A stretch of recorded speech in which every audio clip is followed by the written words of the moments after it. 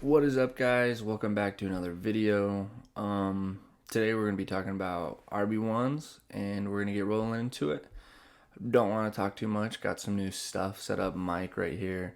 Got a light behind you guys. But yeah, let's just jump into it. I don't want to waste your guys' time. First up, the guy that I'm most excited about is Jahmyr Gibbs. So if you take a look here, he's 22 years old, ADP. He's going around 14 right now.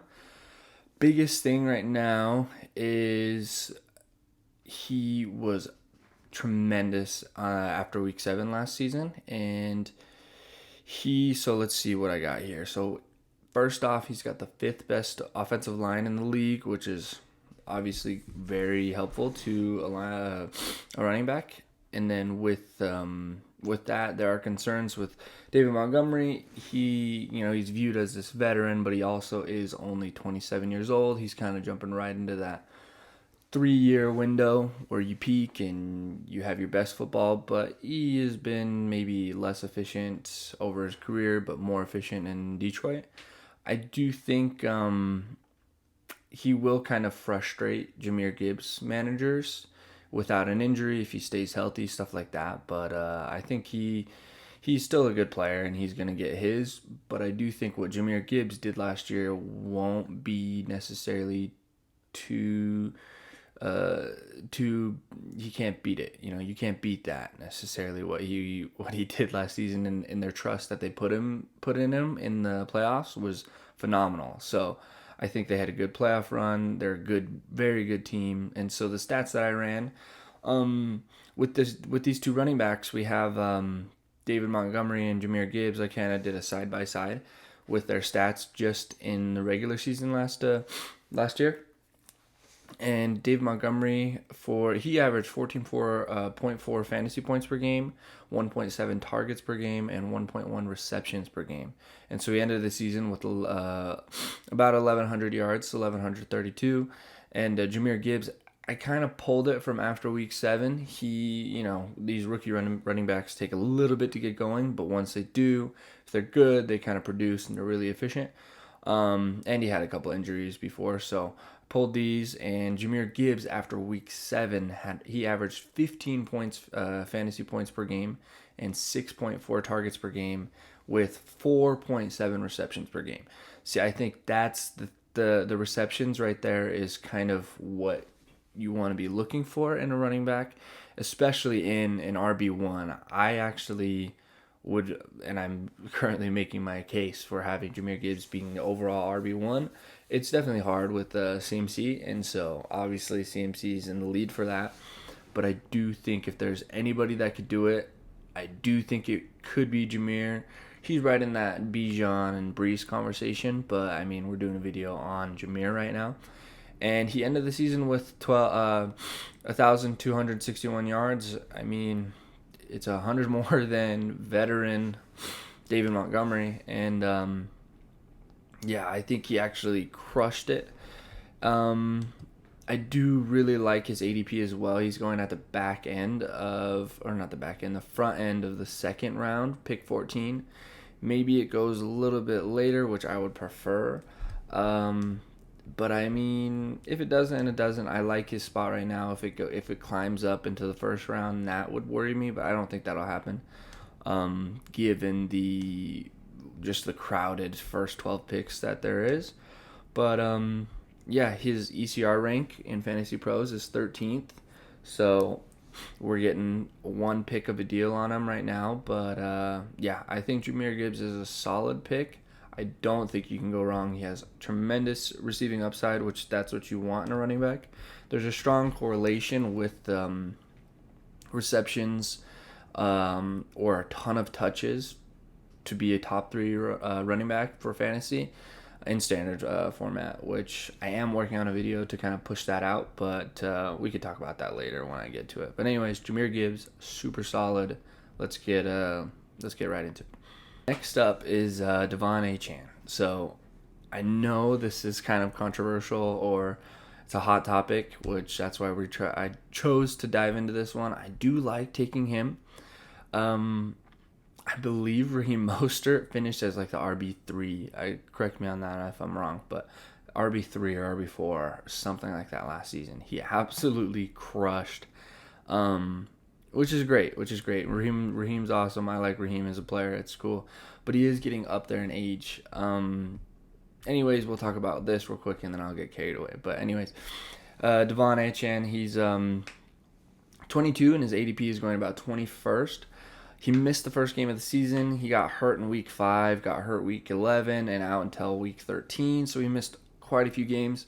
So I'm just completely neglecting stats from week 11. He played a little bit of week 5. He had some points, contributed and stuff like that. But it's kind of Devon Achane. He's kind of just like the player that if you want to take a risk but have a super high reward, he's definitely that guy for sure. He averages in his 10 games. See, that's where it comes into a situation whether he can be healthy, whether you can manage his workload. But over the 10 games, he averaged 16.3 fantasy points per game with 3.7 targets per game, which is really good, which is exactly what we want to see. And I put it side by side with Devon Achane and Raheem Mostert for you. So kind of you can see the stats and kind of what you're working with here. But anyways, he averaged only 10.3 attempts per game with total of 997 yards, which is a little concerning, right? He's only going to be getting 10 touches a game, and if they're not efficient, which that's the thing about him, is he is wildly efficient. He is a guy that only needs 10 touches per game, and he's competing with a 32-year-old Raheem Mostert that only played 15 games. So, I mean, Raheem's kind of been injury riddled through his late career, which he's averaged 16.1 fantasy points per game, 2.1 targets per game, which isn't bad. I mean, you would like that to be up towards, you can round it to 4 at least.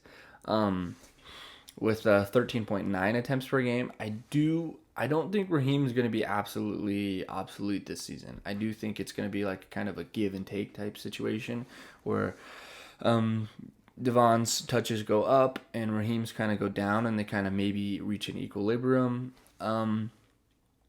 But Raheem finishing as the RB3, he finished with only 1,187 yards.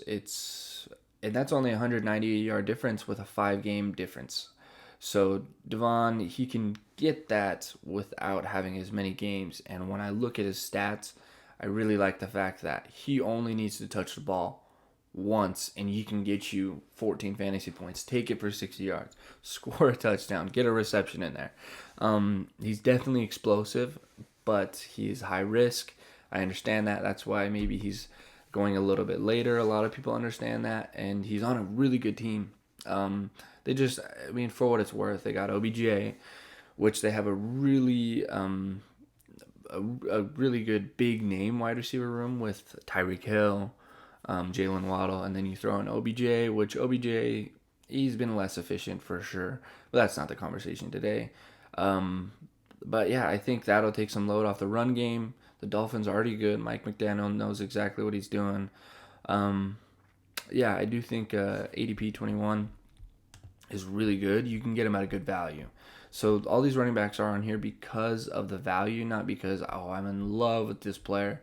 If Jahmyr Gibbs was pick 4, I don't think I would be taking him because there's some other people behind him like Justin Jefferson, Jamar Chase, blah, blah, blah, blah, blah, which I think Devon Achane, he's kind of going back there, so it's solid pick. If he kind of creeps up anymore, it's pretty tough. His ECR rank is 35th on Fantasy Pros. I might be switching to ESPN stuff. I do see that Fantasy Pros stuff is kind of like all over the place at times, but I mean the stats given right now are from Fantasy Pros. But yeah, so go ahead and get Devon Achane. He is a stud. He's definitely the type of player that you can just hand the ball off to and he could take it for 80, 60, 50 even.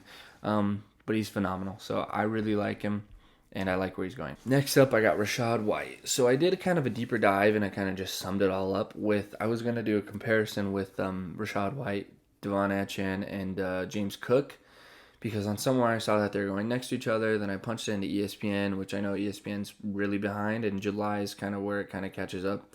But I was going to do a 3-way comparison with those three, but I kind of had already 2 of them in this video, so I was going to bump it out to another, but I was like, I'm already doing a dive on them, so I pulled that information. This goes into here, and I'm doing 3 other running backs, which I actually am going to be recording after this. And I guess I could just tell you guys, but it's a Derrick Henry, Isaiah Pacheco, and Kyron Williams video, kind of deep diving, figuring out who to take because they go at the same turn anyways, but we'll talk about that later. Anyways, we got Rachaad White. He's 25 years old. He's got an ADP of 35. The Bucks actually really turned out to be great not great, but they turned out to be pretty good last season. Definitely overexceeded our expectations for sure with Baker back there. And they just paid him big money, so they want to keep him, which is great rapport to keep with the running back, the quarterback. And the really good thing about Rachaad White is he played all 17 games last season. His second half of the season, he kind of tore it up. And in next season, he's got the second easiest schedule to running back. So that is really good to look forward to. He's going at the 35th pick-ish, right back there. So kind of late 3rd round, early 4th round, which I bet you can get him falling into your 4th round. If you're in a hometown league, which is kind of a couple guys that don't even really notice anything. But from week 8 on, he averaged 14.2 fantasy points per game. With before that, it was 11.9, which 11.9 is whatever. But when a running back starts getting in that 14 range, it's kind of nice, especially with the high receiving upside, with a 4.1 targets per game. Which if any running back's getting any around 4 or 5 targets a game, it's a huge plus, expands their game a ton. He's averaging 16 attempts per game when having 16 plus per game. White averages 15 fantasy points per game. So he's averaging 16 attempts, but when he has 16 attempts plus, he will average about 15.5, or he has averaged about 15.5, which is great. I mean, that's obviously you want to ask for 20 points a game and stuff like that to help you win your week, but if my running back can put up 15.5 fantasy points a game, somewhere in that range, I'll take it all day, which means it comes with spikes and it comes with a couple low balls for sure, but if he's averaging that, I would love to take him on my team. I mean, he finished with 1,500 yards, which is, you can run the ball for sure. There are some questions about his efficiency at times and his situation and his workload for sure. But with the value, I love it. I'm definitely going to get some more Rachaad White on some of my teams, and I really like him. These dive deep videos, they kind of expanded for sure, and I like doing these because it kind of helps me draft who I want to draft, for sure. But Rachaad White, he crushes his value, I think. And his ECR rank is 44th on Fantasy Pros, so they're a little bit lower on him than I am, but that's why I'm making this video. But Rachaad White, super solid. Averages 15.5 fantasy points per game when he averages 16 plus touches. And we'll move on. Next up, we have Ken Walker. So Ken, I'm really hitting the head on all these controversial running backs and these maybe more riskier picks, but I did the information for you so you can kind of look at it and see what you want to do.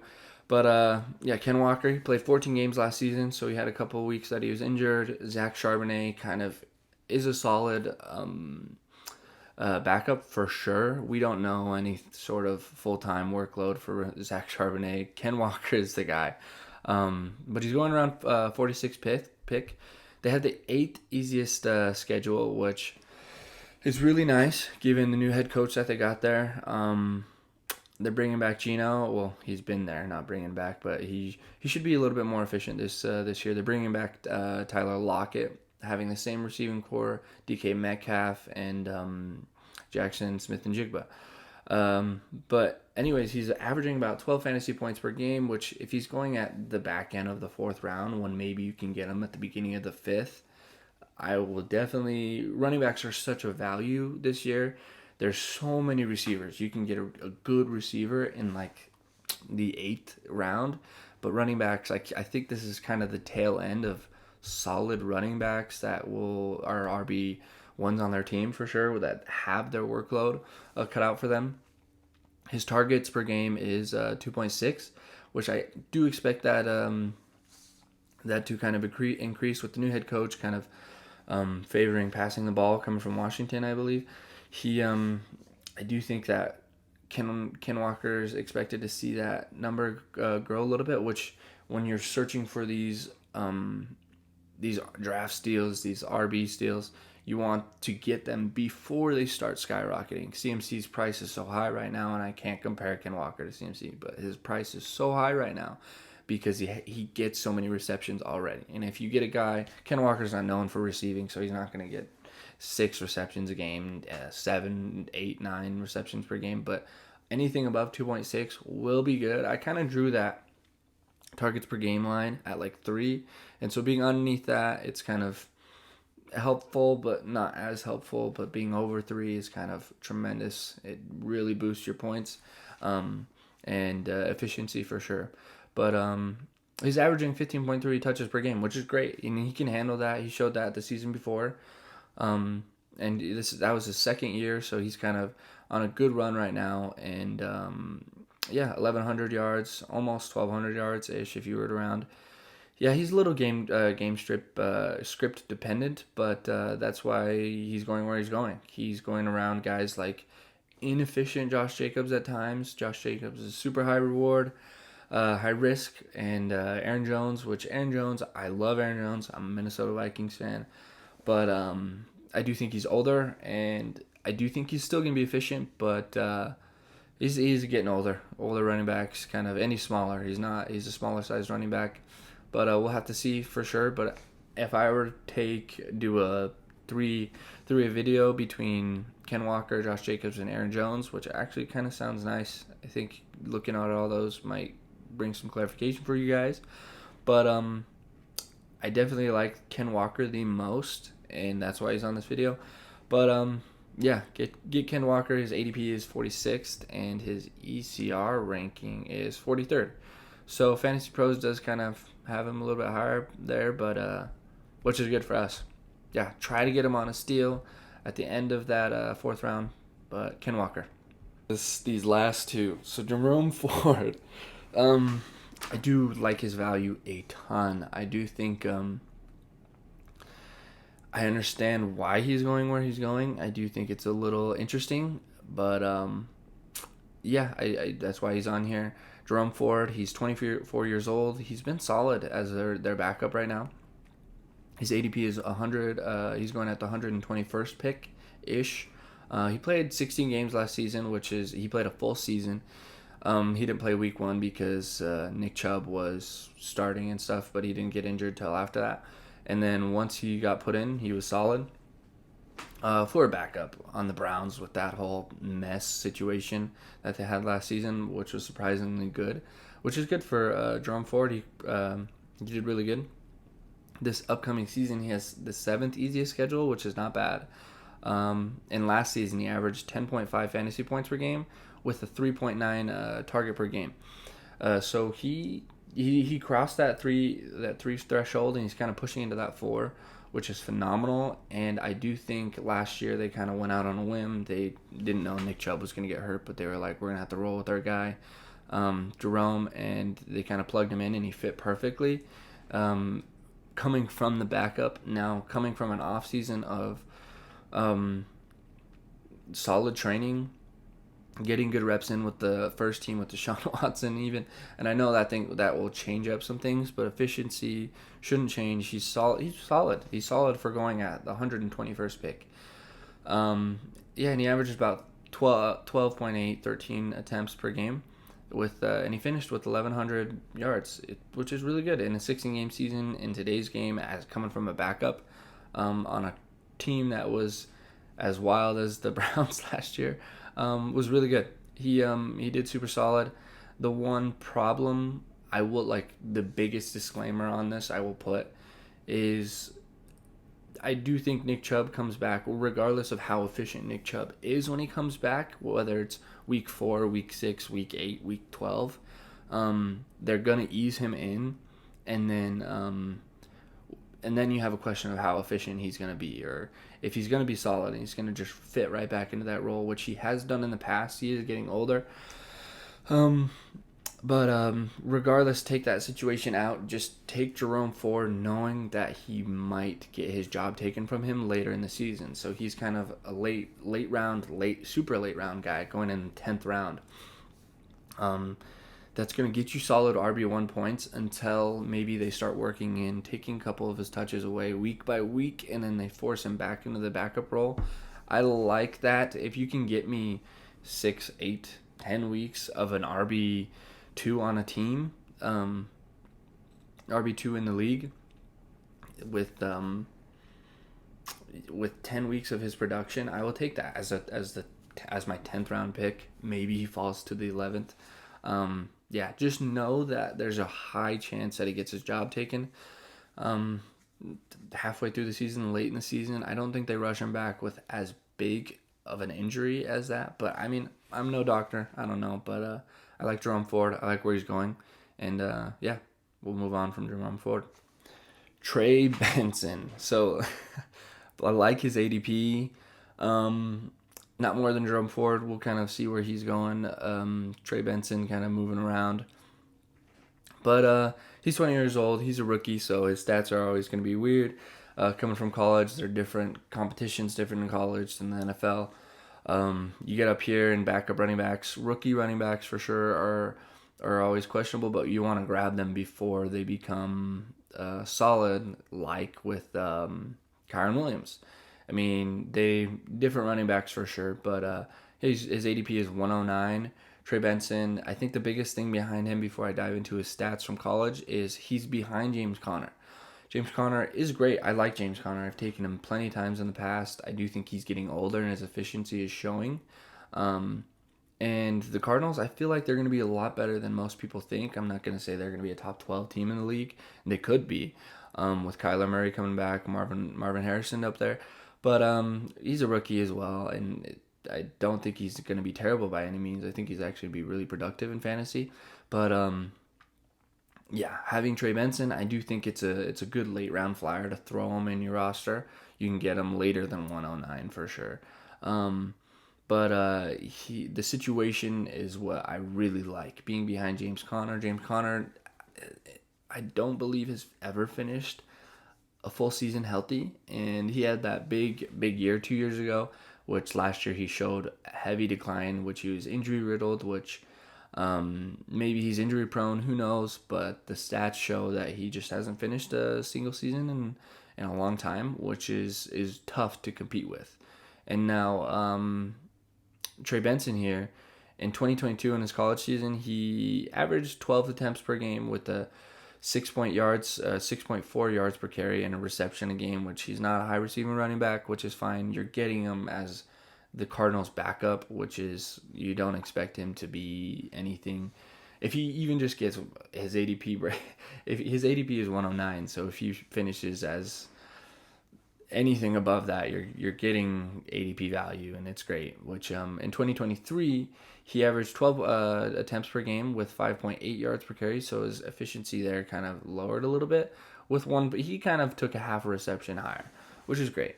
But yeah, I mean, it's hard to kind of talk about too many rookies because you don't have too much information about him. There's so much unknown, but I think his situation is kind of what I like the most. But yeah, I mean, Trey Benson, let's get after it for sure and go ahead and pick him up. And I appreciate you guys kind of throwing in my comments that like where to move the camera and stuff. So I'm still learning this. I bought a light, like I said, a microphone because I didn't like the echo, and I hope this is doing better. If not, I'll figure it out. But I think I like saving this talking stuff for after the video. I don't want to waste your guys' time if you guys don't want to watch this. I'm not about to make you do that. You can skip this part, blah, blah, blah. But I appreciate you guys. I was meaning to put this video out yesterday, but it kind of just turned out to be today because my new equipment came in today, or late last night, and I just didn't feel like recording it last night. But I have another video. Look forward to Isaiah Pacheco, Kyren Williams, and Derrick Henry breakdown. which I hope is really helpful to you guys, because it was really helpful to me looking at that. I do think Derrick Henry is an absolute monster in fantasy and in real life, and he's a stud. But yeah, I mean, we'll get that video going for you guys, and I appreciate you guys subscribing. I only have like 3 subscribers, but it was pretty cool to see you guys and commenting there. I appreciate it. And yeah, if you guys want other videos, individual player breakdowns, throw them in there. I'll kind of do the work. I enjoy doing this stuff. It's super fun to me. Yeah, and we'll kind of do a bunch more, and we'll get after it. But please like and subscribe if you want to see more, and if you don't have to subscribe, and we'll kind of get after it. Thank you, and we'll catch you next time.